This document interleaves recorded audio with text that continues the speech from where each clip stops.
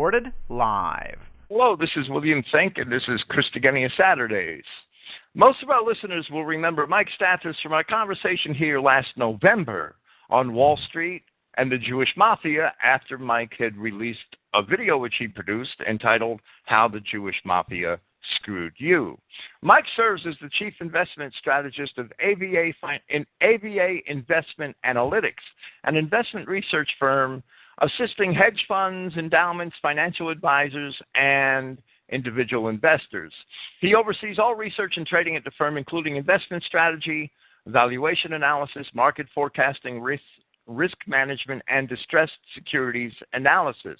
Prior to Apex Advisors, Mike worked at UBS and at Bear Stearns, focusing on asset management and merchant banking. He holds a Master's of Science in Biological Chemistry and Biophysics from the University of Pennsylvania, and he was formerly a National Science Foundation Research Fellow at UC Berkeley.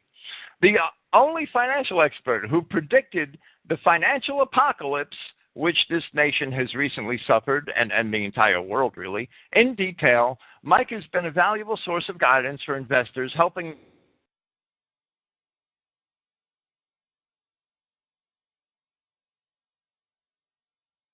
he wrote a book which forecast that collapse back in 2006. The accuracy of his predictions has positioned him as one of America's most insightful and creative financial experts. I would have to add that concerning the actual mechanizations behind the current economic climate, he's also one of the frankest, most open, and most unafraid of identifying who the actual faces are behind that. Behind the treachery going on in the economic world today. Many of Mike's articles are available at his website, www.avaresearch.com, and he also writes articles for various other websites. Mike, hello and welcome to Christogenea. Hi. It's a pleasure to be here. Thank you. And tonight we're going to talk about the looting and pillaging of Greece by the international bankers, I believe, is going to be the main thrust of our conversation. Let's do it. Okay, it's your program. I know you have a lot to say, so feel free to tell us what you think is going on in Greece today. Well, I guess the message that I wanted to communicate, and of course, I specifically contacted you because I wanted this message to get out. It's not a message that is being communicated elsewhere, as far as I'm aware, certainly not being discussed by the media. It's important for people to understand what is truly going on in Greece because it paints a picture for much of what is going to happen to many countries in Europe, what has happened historically by the IMF, the international bankers, and it ultimately affects what's going to happen indefinitely if people do not wake up and realize that the international bankers are extorting money, destroying economies, and they're using the media, their control of the media, to paint a different picture. Now, for instance, I don't follow the media because I have things to do with my time that are higher yield, but apparently, from what I've come across, the message has been delivered by the media that Greece is in economic problems because of their own doings. And this is simply not true. First of all, Wall Street caused many of Greece's most recent problems, which you're probably familiar with, Goldman Sachs refinancing, so forth. In addition to that, Greece was fine before they entered the EU or the EMU, the euro. But once they entered the European Monetary Union, the euro, they were subjected to a different type of standard. And that standard is basically the model that was created in the U.S., the so-called capitalist model. So in other words, they put Greece into a cookie-cutter mold and said, here's what you got to do. Well, of course, Greece has been operating quite nicely for centuries under their own system. All of a sudden, they're told to do this and they're told to do that. In addition to that, like many countries in Europe, the finance capital from Wall Street was transported to Europe, caused all these Europeans to take out all these loans, and that caused problems as well. So this is the problem that Greece is in now. Let me give you some other examples. Some of the criticisms out there are that the Greeks don't pay their taxes. That's one of the reasons why they're in dire straits. The Greeks are not competitive. Their trade is not open enough. And, of course, these are the same types of things that our Jewish-controlled media is telling us about Italy and Spain and Portugal and so forth, right? Well, the fact is that these nations did quite well for centuries. And immediately upon entering the EMU, even the International Monetary Fund, they wrote a paper about a year and a half, 2 years ago, that they probably by accident admitted that upon entry into the EMU, the Southeast area European nations immediately began recording a current account deficit. So what they were saying is essentially they were screwed from the beginning. Now, I actually wrote a piece in 2009, in the summer of 2009, ironically, whereby I said that the euro was not going to survive because of the sovereignty issues, but also because of the economic issues. And the example that I gave, and I actually released this excerpt in an article that I just released on the website called "The Final Greek Tragedy," which goes over a lot of this stuff. In that excerpt, I basically say that if you compare the infrastructure of two extremes in the EU, and that would be Germany, and I ironically used Greece, and I said, let's look at the road system. Germany has one of the most advanced road systems in Europe. Greece has one of the worst. So if you have a common currency, you can imagine that you're going to have enormous cost differences for food. You're going to have high labor costs because of the disparities in the infrastructure. And, of course, the road system is just one example. You can look at the underground sewage. You can look at the airlines, so forth. So the point is that if you're going to have a common currency, you have to have somewhat of a common infrastructure. Otherwise, you're going to see large disparities in the cost of living, and that's precisely what happened. Well, don't you also the culture in Greece and Spain and Portugal and Italy are very different than they are in Germany and France, which are much more advanced industrial nations. I don't know how people that have been dealing and living in basically what was a separate world can all of a sudden be plunged into parity with these advanced economies. They can't possibly operate on a parity with Germany and with Britain. And Britain's not really in the EMU yet, and with France. I don't see it.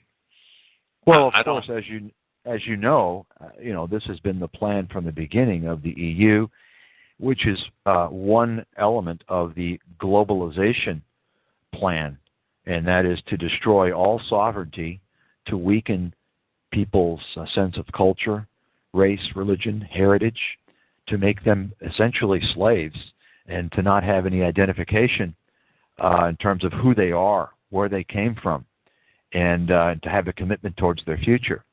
This is the plan. This is the part of the globalization that of course, the media and these establishment economists don't talk about.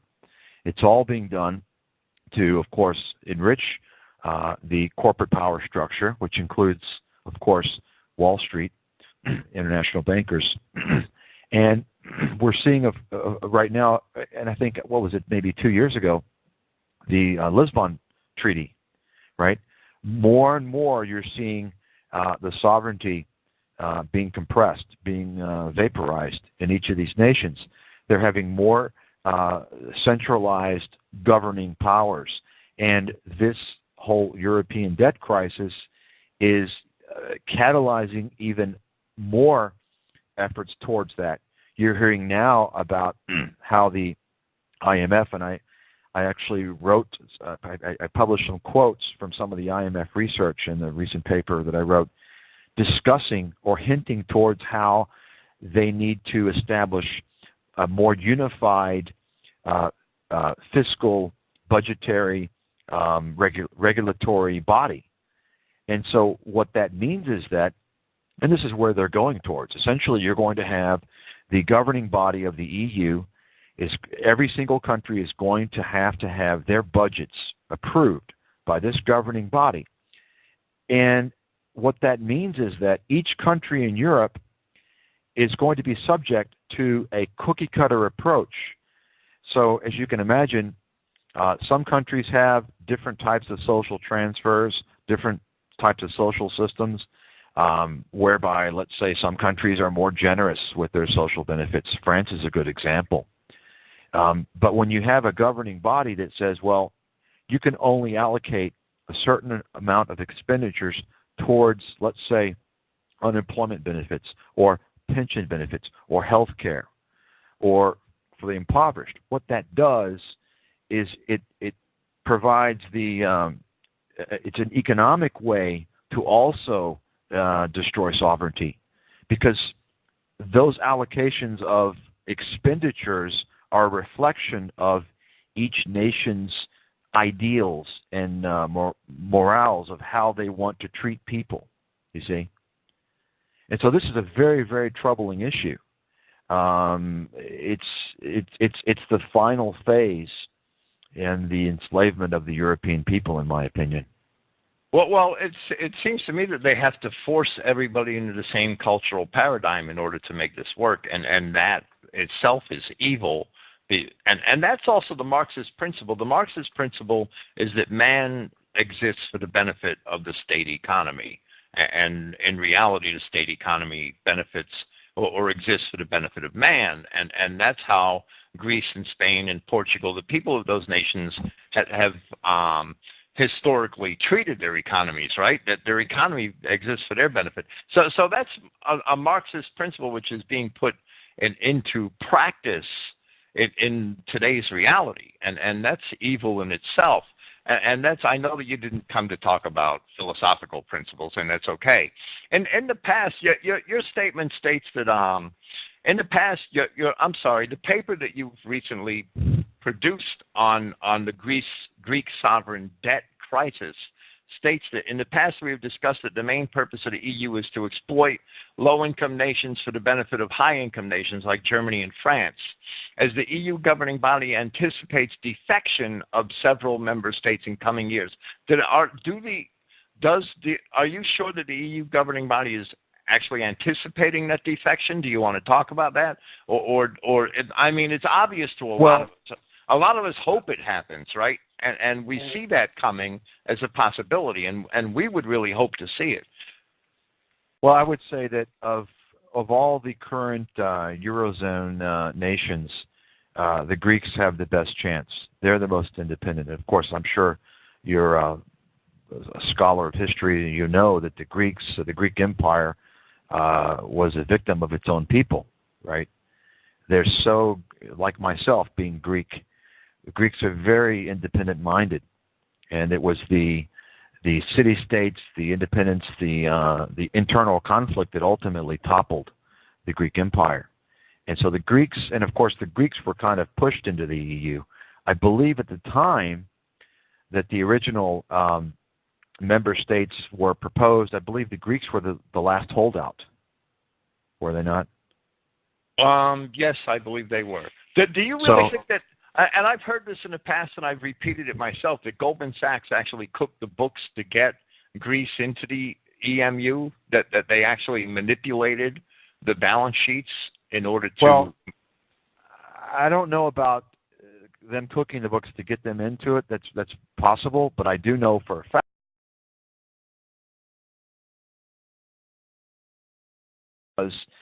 once you're aware of how the game is played, it really changes the geopolitical landscape and makes people question to what extent these relations that we have with Israel, how much harm they're doing to our economy. This is, in addition to, of course, all of the humane considerations and the violations of Geneva Code and UN resolutions that are going on in Palestine with the Palestinians. I'd like to talk about something that we haven't discussed, and that's reading your paper this afternoon. I saw a mention of the movie The Big Picture, which was a video presentation you put out in 2011. Can I ask about that? Is that available? Can I hear about what it entails? Would you mind doing that? I've done so many videos. I'm not quite sure what that one covers. I believe that it's actually not of it. It's actually restricted for subscribers. But I believe what that discussed was. Well, I have the synopsis here, if that'll help you remember. Oh, go ahead. It says, yeah, please.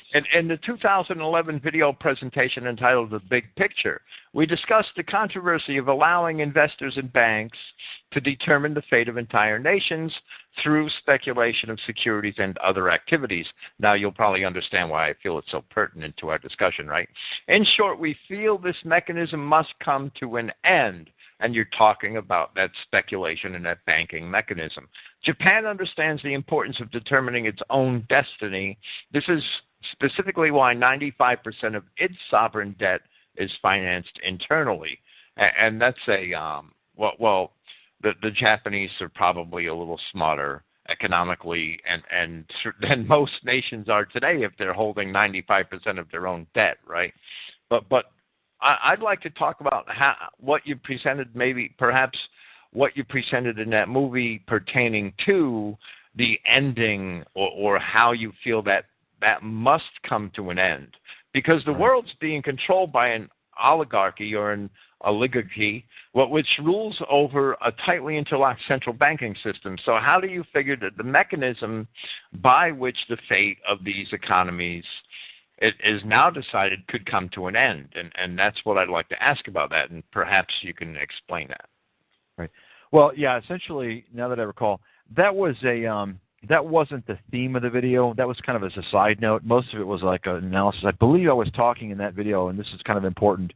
I wanted to emphasize that that England, the banking system in England, is extraordinarily important. It's not that large compared to the U.S., but England actually serves as the global capital of liquidity. All financial transactions go through England, by the way. And this is why you want to keep a close eye on England. Because if major bank fails in England, you're talking about a huge problem.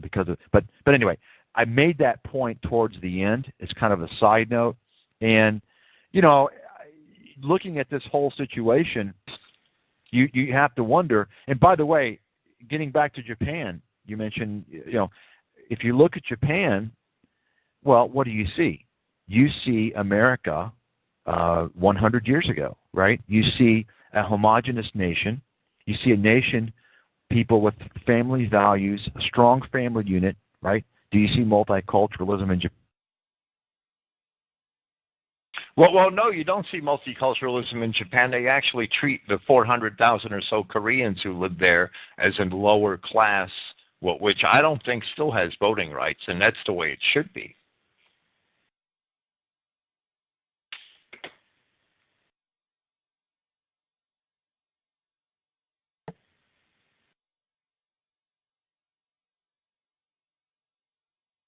I think we got cut off. I think Mike had a problem with his Skype. Yeah, he's cut off. When he comes back on, I'll unmute him. Okay, Mike, thank you. Well, Japan, the entire world situation with Japan is pretty hypocritical because nobody is talking about the Korean underclass there that doesn't have the same rights that Japanese citizens do. That's strangely missing from the mainstream media, and nobody's talking about forcing Japan to accept Somalis and Ethiopians and all these other third world derelicts that the United States and the European countries are being forced to accept. So there's a lot of hypocrisy in the world politics. It's clear to me that Mike Stathis, he's a bright guy. He's a very good investment analyst and strategist, and that's what he does. And we can't expect him to have the entire picture that we have in 2C line Christian identity concerning race and culture and the Jews. That's not what he's about. But it's very valuable having him here and informing us as to what is going on in the global banking scene. And that, I think, is it's important that we understand economics, and it's important that we understand the beast, and then we can evaluate better what these things are all about and where we're headed, and keep ourselves informed of what our enemies are doing to us, even though we know the big picture and the biblical prophecy and how everything is going to pan out in the end. And that's more important.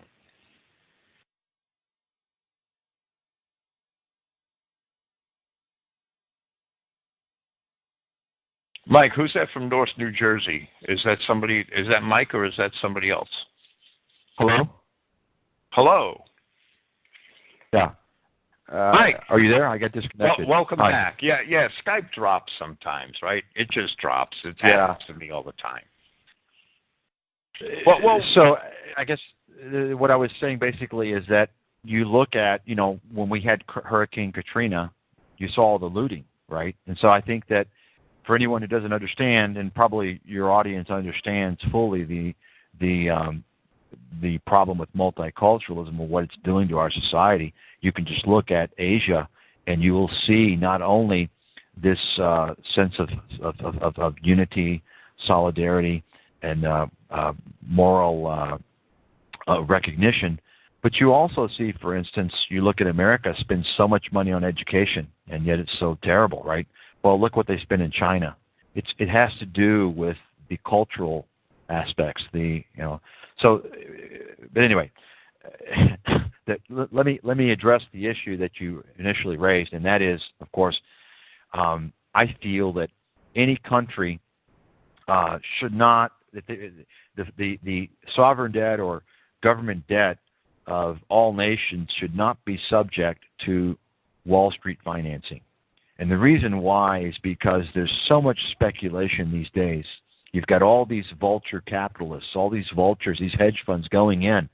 And I happen to know several of these guys who are going in and they're shorting. They're taking short positions, betting on, and thereby helping to increase the chance of default, of problems. They're contributing to the problem. So there needs to be, at the very least, a different mechanism for government debt, because essentially it enables external forces, and that would be the Wall Street bankers, the institutional investors, to ultimately determine the fate of entire nations. And this is what we're seeing. So it's shocking to me that no one has come forward and proposed that there's a completely different system. And the Japanese, they know this. The Japanese experienced a huge problem some 20 years ago with their bubble. And ever since that time, they've been in a deflation, but they have also come together and helped finance their government debt. And that's why they're not as in a big of a problem as you might hear in the media. That you hear in the media how much their debt is so huge.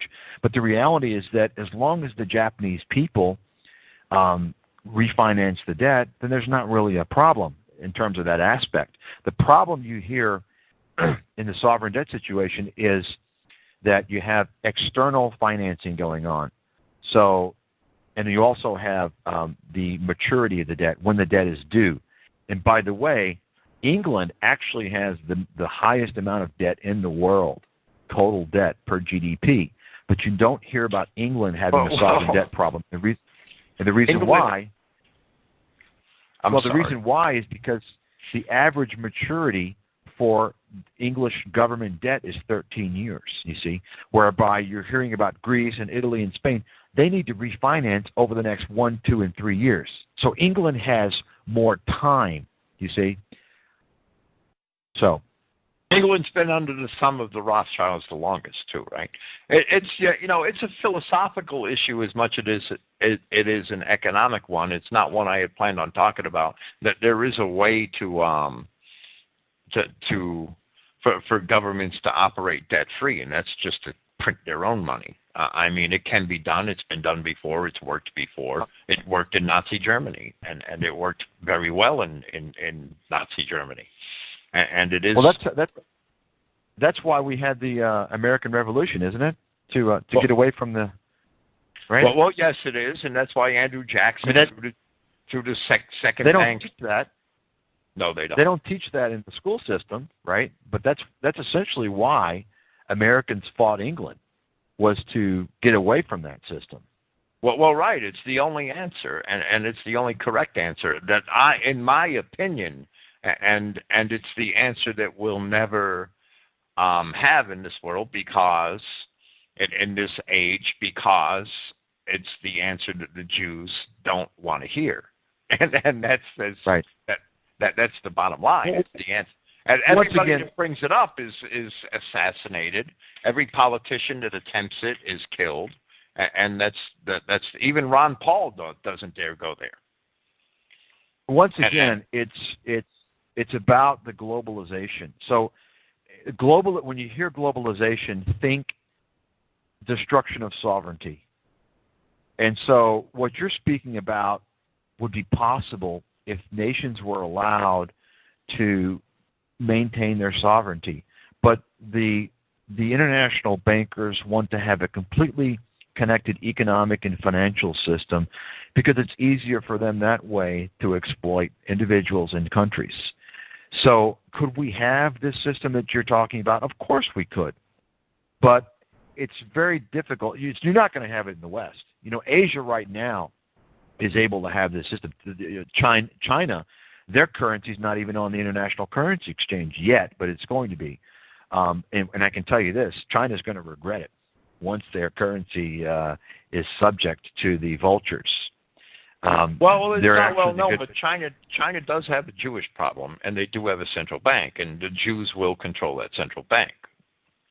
Right. Well, the Rothschild Bank is already in China. China is already, they've already set themselves up for eventual destruction because China has become so dependent on capital inflows, on Wall Street money. So, as you can imagine, the Jewish bankers have already got their hooks into many of the elites in China, the brand new billionaires, And so I think essentially what's going to happen is, because of course the current ruler of China, they don't want to let go of their culture and their, the way that they run things. But I think you're going to see eventually, as these guys die off, it's going to enable the bankers to get one more step into the door because they already have planted the foundation. And I think that it's only a matter of time before China is really completely ruled by the bankers. They're already there now, but they're still keeping them at a distance. That's interesting. I know there are other things that you wanted to talk about tonight that we didn't get an opportunity to. I mean, we could take the opportunity that the gold bugs and the gold scare and the fear that most of the alternative media likes to keep people in so that they could play on their emotions and sell them gold and silver and all their coins and trinkets. And if you want to talk about that for a few minutes before we end the program, I'd be more than willing to. I mean, I see people tied up all the time in the Alex Jones mindset that they have to stockpile gold. And I know that if indeed the economy crashes, and it will eventually, I believe it will eventually, I don't know how long it's going to be, gold is going to be a paperweight. It's going to be absolutely useless to most people. But let me just go ahead and say right now, you have access to all of my articles.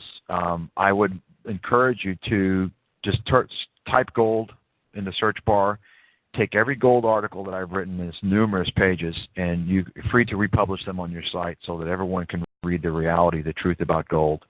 I recommended gold in my book in 2006 when it was about $600. I was recommending gold when I was still working on Wall Street in the beginning of the gold bull market in 2001. So it's not like I have this detest for gold.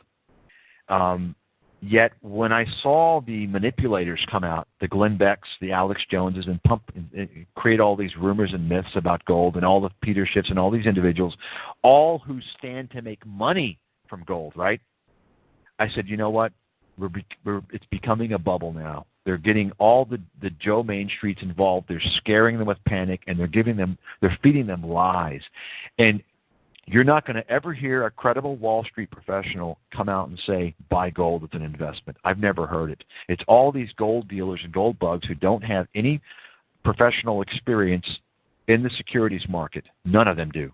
Zero. Well, Mike, the difference in our attitudes... gold, I'm sorry. Gold is not a hedge against inflation. That is a complete myth. It is not.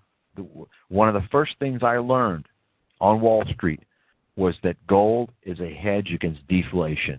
That is a fact. Number two, hyperinflation is impossible in the U.S. That is a fact. Anyone who states otherwise has no credibility. And the reason behind that is because what I explained earlier, the dollar-oil link.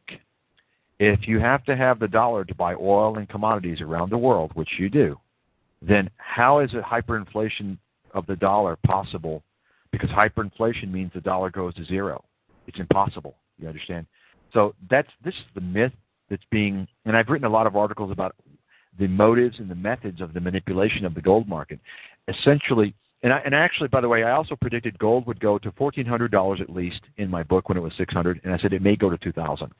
But thereafter, there's no real value for gold. Once the gold bull market runs out of steam, I will guarantee you it's going to fall back down to $300 to $400, and it's going to remain there for 15, 20 years or more. And you're going to have individuals who have a very high cost basis in gold, and they're going to be waiting till the day that they die for a recovery in gold, just like the guys that bought it in 1980.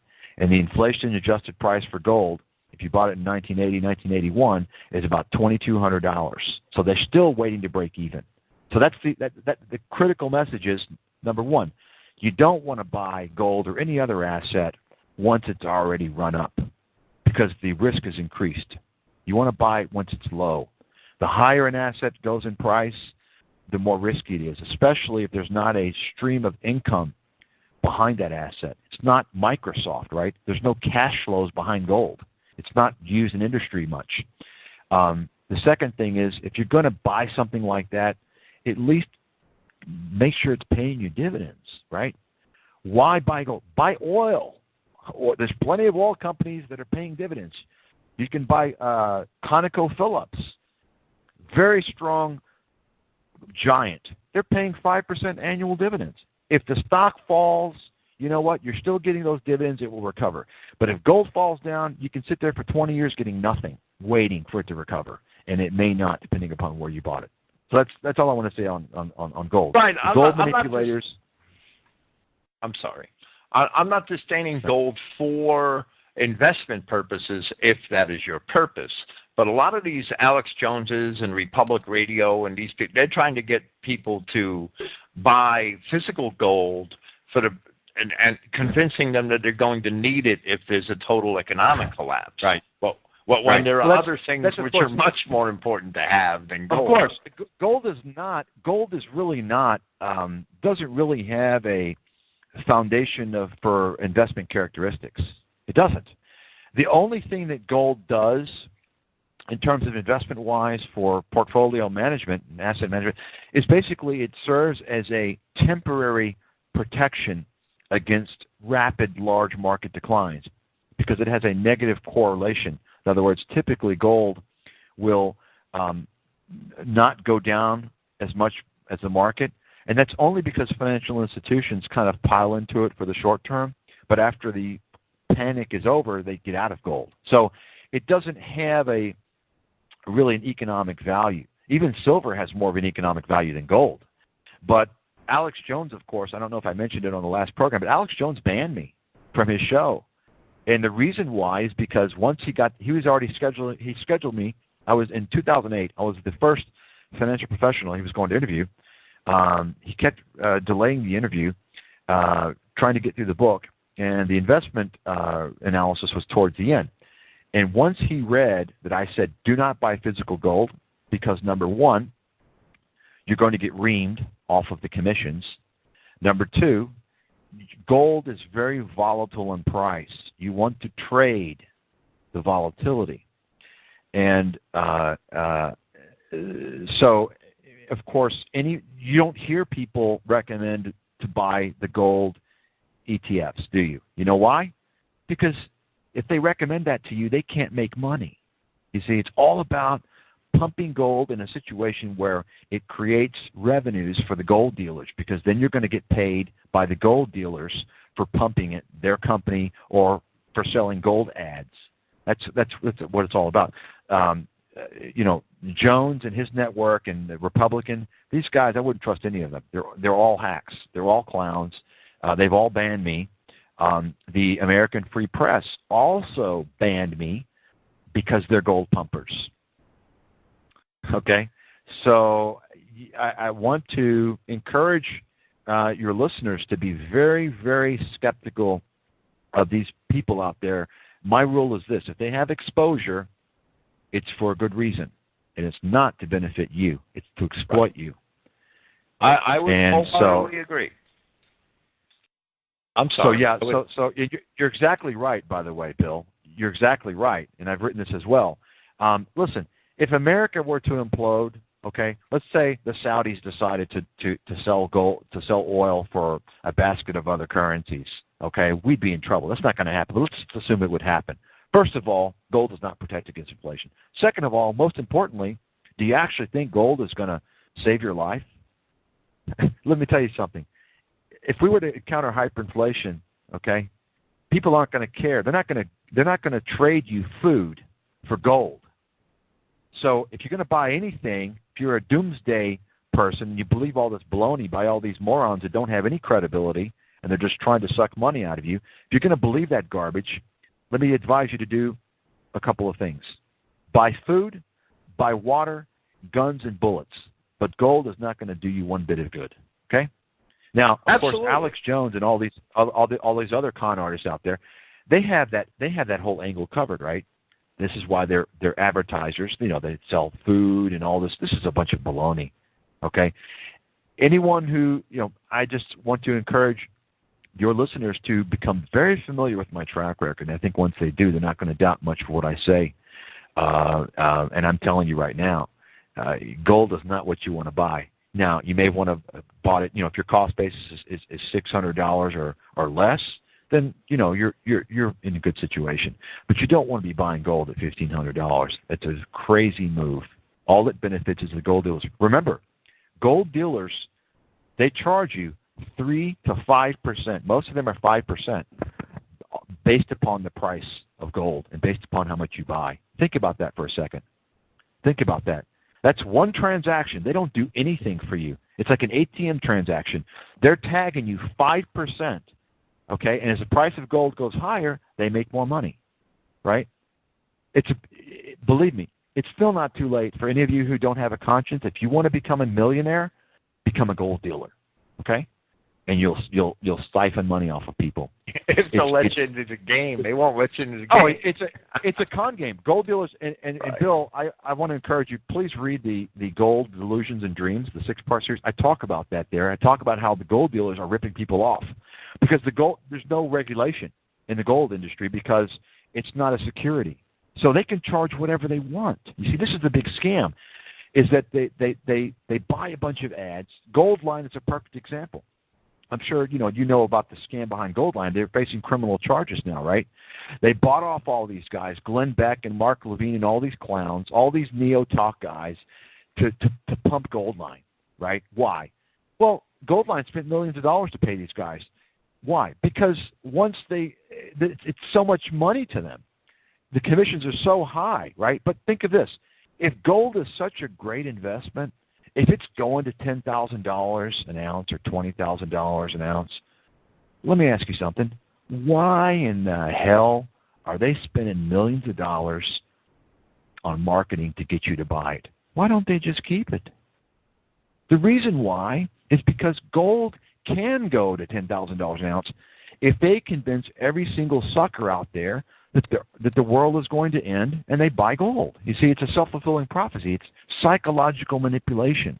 Right. And that may do well in the short term as all the sheep. Perfect example, by the way, Bill. I don't know if you read the article that I did on Max Kaiser.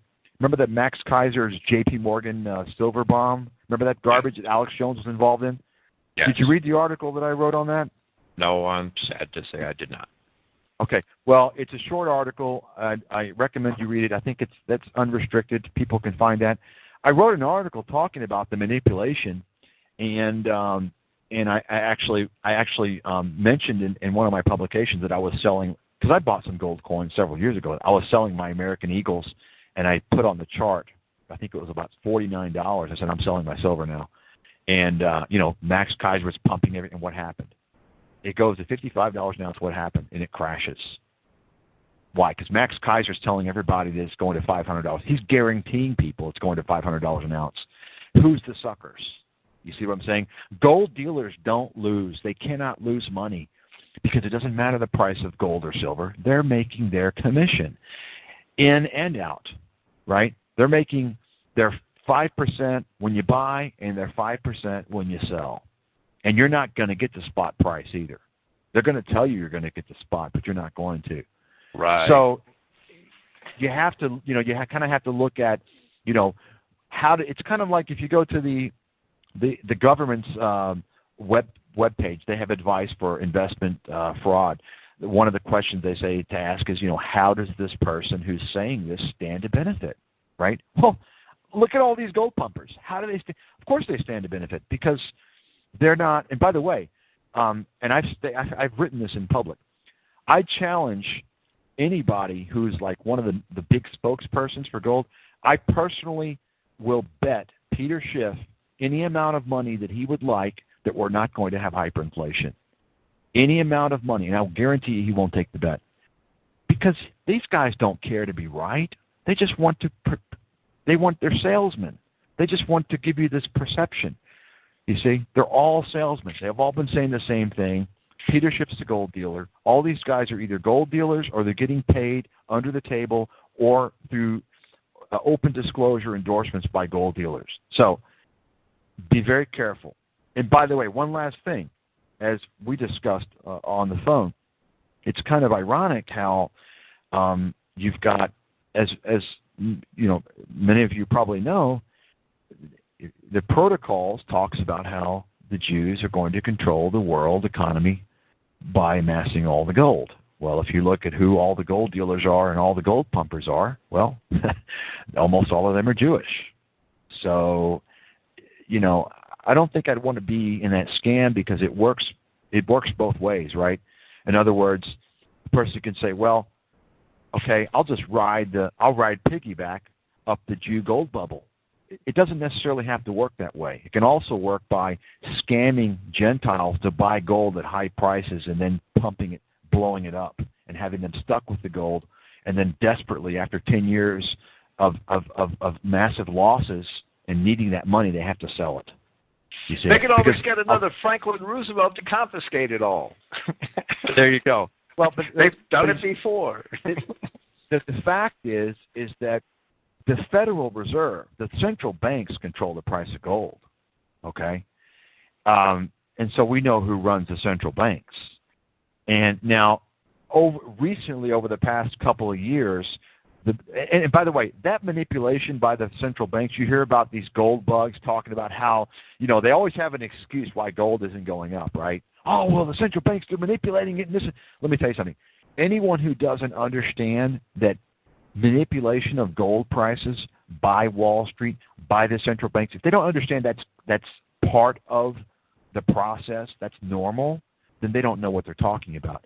The manipulation that is unusual has been the manipulation of Main Street by these gold spokes individuals who are being paid a lot of money by the gold companies. That's the manipulation that people need to worry about. not the central banks. Central banks have been manipulating gold forever, and they will continue to do so. That's part of the gold market. That's normal. So whenever you hear these guys talk about how, oh, well, gosh, gold should be going up. And by the way, why isn't gold rising in price? You've got the collapse of Europe. You've got the U.S. bailing out Europe. You've got printing all this. Why is gold not going up? Because it has nothing to do with inflation. That's a fact. If you look at the historical data, it does not. It actually underperforms slightly inflation. So I just wanted to put that out there because there's no one else out there stating the truth about gold. I think most of the people don't know the truth, and the other people that may know the truth, they don't want to tell you the truth because they're making money selling gold. I don't sell gold. I obviously could have made a lot of money starting a gold company after I released my book, or going to the gold dealer and saying, hey, I'll promo you in my book as a person to buy gold. I didn't do any of that stuff. The same reason why I left Wall Street once I realized they were all criminals. That's why I left. I did not want to be part of that criminal industry. I was naive enough to go there not realizing how criminal they were, but, I eventually learned. Can you tell people, America's Financial Apocalypse is your 2006 book, which predicted the global financial meltdown that we recently experienced, right? Can you show, this book, I wish I'd had the chance to have read it by now, and I haven't. You sent it to me back in December or January, I think, and I feel kind of bad about that. But this book is surely a good primer, I believe, for anyone who really wants to understand the workings of the financial system. Can you tell people, before we terminate the program, can you tell people how they could purchase it? Well, I'll just say, when I tried to get the book, by the way, it was banned by all publishers, and so it is available on Amazon. I do believe that the book will be valuable for many, many years because it really uncovers, and it actually is predicted. I was talking in detail about all of these things you're hearing about recently, about the entitlements, about Social Security, all this stuff. So you can get it on Amazon. You might want to get the condensed version. It is less expensive and it is easier to read. The expanded version was initially created for financial institutions. It's very, very detailed. It's very extensive. If you want to get that, maybe you'll do it after, but I would recommend the condensed version because you can get through that in maybe a couple of days. So I think once you see that, I just basically expose the reality of the criminality of corporate America, of Wall Street, of the mismanagement of Washington, and not just over the past few years, but over decades. And this is the problem: is that these things are going to continue because American people don't understand what is going on. They don't understand the healthcare system. They don't understand that we don't have a democracy. They're fed by the media, and this is the way that you control people. You keep them dumbed down. And so they keep going to the voting booth thinking that, their vote counts, when in reality it does not.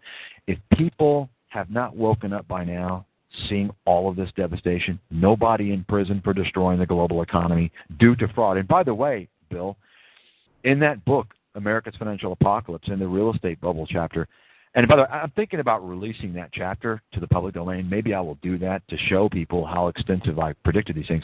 I actually talked about how the credit rating agencies were rubber stamping these mortgage-backed securities. I literally said that. They were rubber stamping these things. So if I saw it back then, how could others not see it? The fact is that they didn't these want bankers knew it was going. They knew it was going. The bankers knew this stuff was going on. So when you hear the talking heads, they want to blame. They want to blame the politicians, right? The Republicans will come out and blame the Democrats. Say, "Oh, you released this housing subsidies. That's baloney." And then the Democrats will come out and say, they'll say, "Oh, well, you had all these people buy the homes they didn't." Listen, Wall Street was the problem. Okay, had nothing to do with subsidies. These Peter Schiff types of guys come out and say, "Oh, it's government subsidies." Listen, it's the Wall Street criminals. Okay, they're the ones responsible for this. If you stick a carrot under somebody's nose and say, "Hey, would you like the carrot?" what do you think the person's going to say? Of course they're going to. If you say, absolutely. hey, you know what? You don't have a job, you don't have an income, but we can give you a home. Wall Street what is a normal and person going to say? Wall Street criminals and criminals is that Main Street's fault? No, is that Main Street's fault, Bill? Now, it's a character flaw. Everyone's not perfect, but the facilitator of this whole process was definitely Washington. But the absolute criminals were Wall Street. They did the same thing in the S&L crisis. They did the same thing in the dot-com bubble. And what happened in the dot-com bubble? No one went to prison. $7 trillion lost. The S&L crisis, at least there were 1,000 criminal indictments, and at least Mike Milken, the Jewish raider, at least he went to Club Fed for 2 years. You know, he got out with $500 million that was stolen, but at least, something happened to him, right? He should have done 40, but yes, he did receive some penalty for that crime, yes. Well, it wasn't really. Listen, let me tell you something, Bill. I remember I was a youth at the time, and I remember thinking to myself, would I? Because at the time he was supposed to go to jail for 10 years. It turned out being 2. I remember thinking as a teen to myself, I said, would I go to jail for 10 years for allowing to keep $500 million of stolen money? I said, yeah, I'd do that. That money's not his. That was not his money. Right. He stole that money. Yes, he did. And of course, if you hear about Mike Milken today, he's in the Forbes 500. They talk about he's a philanthropist. They don't talk about the S&L crisis, right? He's a medical philanthropist, right? Right. Which I just. It's easy to be a philanthropist with stolen money. Of course. And that points, by the way, to Steve Forbes. This guy is a complete scumbag. He's part of the reason. He is the epitome of the greed, of the complete garbage of this country. He's a complete scumbag, in my opinion. He's like all the rest of these guys. Well, perhaps we can talk about this on another program, and I would really love to have you back and talk about the IMF and something else which was interesting that you mentioned in your paper, and that was the Federal Reserve Bank is the sole regulator of the global financial system. Well, which is of course you're going to have what it was. You're going to have people, and you may hold this view. You're always going to have, and no one truly knows. It's kind of opinionated. What qualifies. You're always going to have people that say, hey, you know what? The Bank of England runs the show. I had a debate with this analyst the other day I ran into, and he was saying that England is completely inconsequential. And it was some kid, 28-year-old. He didn't know what he's talking about. He was talking about how England is completely inconsequential, which is more than laughable. Right. So, I'm open to anyone who would say that England runs the show. No one can prove either way, but I could certainly see that argument. If you kind of look at the historical perspective on things. But from what I can see, based upon the fact that the U.S. is the empire, the U.S. has that dollar or link, the U.S. is the center of the globalization scam, I would have to believe that because of our economic power, or overall economic power, I would have to believe that the Fed probably runs the show to more extent than England these days. Well, that's, to me, it's my view of it's a little more complicated than that. Basically, the same Jewish banking families that run the Bank of England also are in control of the Federal Reserve. Well, you do know, of course, that most of the shareholders that own the Fed are in Europe. They're the European banks, right? Yes. If you want to see the list, all you have to do is to go back to the summer, I believe July of 2008, before it was the first short selling ban. There were 2 bans issued. One was in July, and I think one was in August. Just go back to the very first short selling ban that the SEC put out. I think it was about 20 financial institutions. And by the way, most of those financial institutions did not have, their stocks were not being shorted. There was no reason for them to be on that list, okay? But if you go back to that list, that will show you who owns the Fed. And most of those financial institutions are actually in Europe. So the Fed is here. There's a lot of power here. But obviously, it's not just centered in the U.S. And this is why the Fed is bailing out the ECB in Europe, because it's all a collection of international bankers.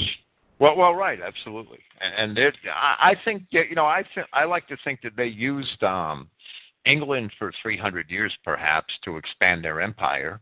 And that was all, behind the scenes. That was all the Jewish merchants in London who were behind the expansion of the British Empire. And they were the ones that benefited from it the most. And when they had exhausted the flower of England and the power of England's of sheer manpower and manufacturing, when they exhausted that, they moved their empire to America. And America became the centerpiece of their overseas conquest and world dominion. Well, next, there's one thing. Next, it might be China, or that's what they're going to attempt, I believe. You got to hand it to the Jews. When it comes to deceit and sneaky behavior, and they're the masters. They are the grand masters they're the grand puppet masters. They have this ability to, I guess that's why they're the best spies. But the one thing that has escaped me, and of course, not every Jew is involved in this. I know some nice Jewish people who are detached from all of this stuff. The one thing that's just a travesty to me is how, the Jewish people in general, they have some very good attributes, as I'm sure you'll agree. Their sense of solidarity and the importance of things of that, things that we used to have, that they have actually toppled, right, to weaken us. These are very important things. They have a very high value of education, right, which we used to have in this country. We don't really value it anymore. So and the Jews destroyed that in this country too. Their media destroyed that. So they're generally very educated people, and so I just sit here and think, why these people they're very potentially resourceful, very capable. Why have they chosen this route? And not just now, but over centuries. Why? When they could have done things and achieved things. And if you look at history, the greatest achievements on earth have been through Gentiles.